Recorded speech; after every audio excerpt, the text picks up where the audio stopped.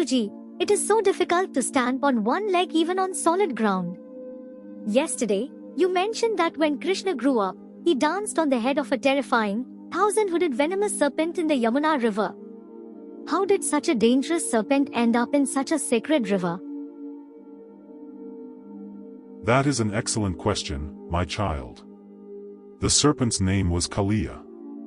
He lived on the island of Ramanaka but had to flee due to his enmity with Garuda, the king of birds. Garuda could not enter a specific area near the Yamuna because, in the past, a great sage named Sabhari had cursed that if Garuda entered there, he would lose his life. Taking advantage of this protection, Kaliya made the Yamuna his abode.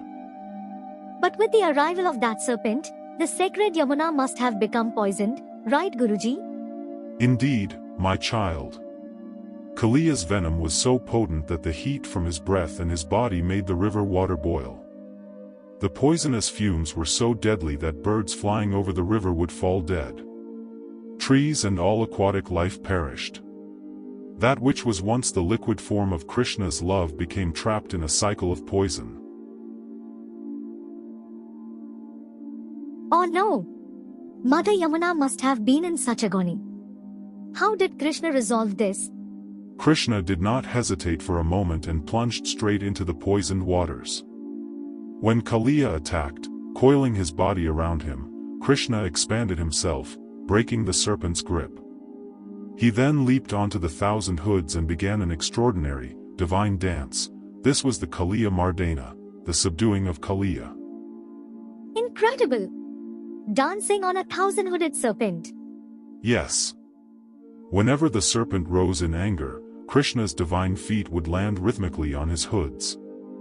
That dance was not just a display of skill, it crushed not only Kaliya's pride but also purged every drop of poison from his body. There is a deep secret here.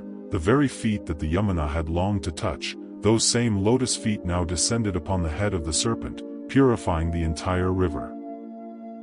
So, that dance was not just a punishment, it was a great act of purification for the river. Well said. Kaliya represents the ego, jealousy, and anger within us. When we surrender our minds to the divine, the Lord dances upon our negative thoughts, subduing our ego and purifying our hearts.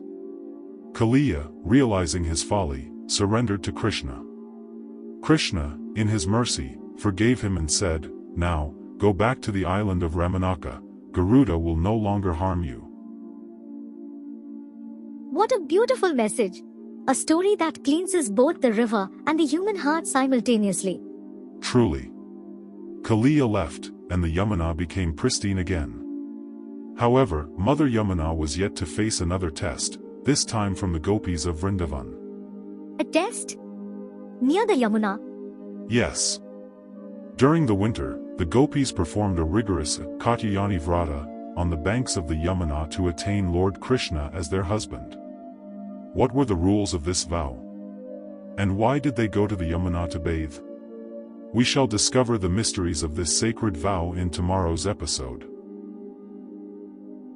Friends, tomorrow's episode is filled with deep spiritual secrets. Subscribe to our channel right now, type Jai Shri Krishna in the comments, and share the significance of these Pushkarams with everyone.